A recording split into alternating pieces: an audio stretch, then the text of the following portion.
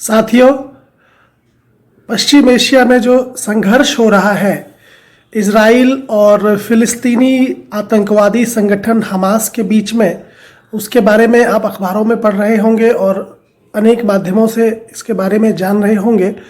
और आपको ये भी पता होगा कि भारत क्या इसमें चाहता है। भारत ने साफ तौर पे कहा है कि इजराइल और फिलिस्तीन की जो समस्या है उसका समाधान आतंकवाद में और हिंसा में नहीं है, बल्कि दोनों ही राष्ट्रों को आपसी बातचीत से यह मामला सुलझाना चाहिए। और भारत के लिए बहुत ज़रूरी हो गया था कि भारत अपना रुख स्पष्ट करे, क्योंकि हमास ने जो हमले किए थे इजरायली सीमा पर, उसमें भारत के केरल की नर्स सौम्या संतोष की भी मौत हुई थी। और एक तरह से भारत के लिए ज़रूरी था कि भारत इस मुद्दे पर अपना रुख स्पष्ट करे। यहाँ पर सबसे महत्वपूर्ण बात यह है कि जो हमास के जो हमले हो रहे हैं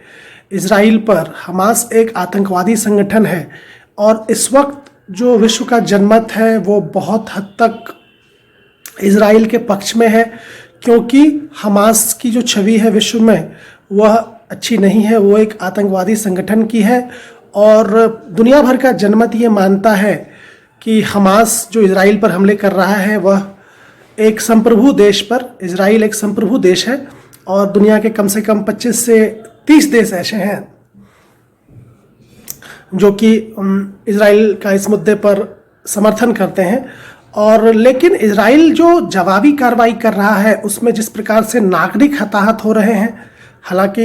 इजराइल का दावा है कि वह नागरिक प्रतिष्ठानों पर हमले नहीं कर रहा है और पूरी सतर्कता बरती जा रही है, लेकिन जिस तरीके से मीडिया प्रतिष्ठानों पर हमले हुए और हिंसा बढ़ रही है, 200 से अधिक लोग मारे जा चुके हैं गाजा पट्टी में, तो निश्चित रूप से अगर हिंसा बढ़ती है इजराइल की तरफ से तो पूरे विश्व में जो जनमत है वो इजराइल के विरुद्ध होगा। तो ऐसे में इजराइल के लिए सबसे जो महत्वपूर्ण विकल्प है या ज़रूरी विकल्प है वह यह कि वह जल्दी से इस समस्या का समाधान कर ले, क्योंकि लंबे समय तक वह हमास के ठिकानों पर या गाजा पट्टी पर हमले जारी नहीं रख पाएगा और धीरे धीरे विश्व में जो उसके लिए समर्थन है वो भी कम होता जाएगा। तो यह एक स्थिति है। दूसरी स्थिति यह है कि भारत ने, चूँकि भारत खुद पाकिस्तान से जो क्रॉस बॉर्डर टेररिज्म है, सीमा पार आतंकवाद है, उसका शिकार रहा है लंबे समय तक, तो भारत के लिए संभव नहीं है कि वह हमास जैसे संगठन की आलोचना ना करे। उसके लिए बहुत ज़रूरी है कि वह हमास को बिल्कुल एक तरह से उसकी आलोचना करे और किसी प्रकार का कोई समर्थन मिलने की भारत की तरफ से कोई उम्मीद नहीं होनी चाहिए। लेकिन इसका मतलब यह नहीं है कि भारत अरब देशों के साथ अपने संबंध बिगाड़ना चाहता है। भारत अरब और इजराइल दोनों से संबंध सुधारना चाहता है और इजराइल के साथ जो संबंध भारत के बढ़े हैं तो उसमें आपको यह भी देखना होगा कि जो अरब देश हैं वह भी इजराइल से अपने संबंध सामान्य करने पर, एक तरह से सामान्य करने पर जो है उनकी एक पॉलिसी में चेंज आया है। और इस प्रकार से ये समझना ज़रूरी है कि अगर इस लड़ाई में हमास आगे आता है तो पूरी दुनिया भर के जो अलगाववादी संगठन हैं उनका आत्मविश्वास बढ़ेगा और वह निश्चित रूप से इस तरह के हमले और हो सकते हैं। दूसरी तरफ अगर इजराइल हमास का एक तरह से हमास को रोक पाता है तो ये संदेश जाएगा कि एक दुनिया का संप्रभु राष्ट्र आतंकवाद से लड़ने में कामयाब रहा।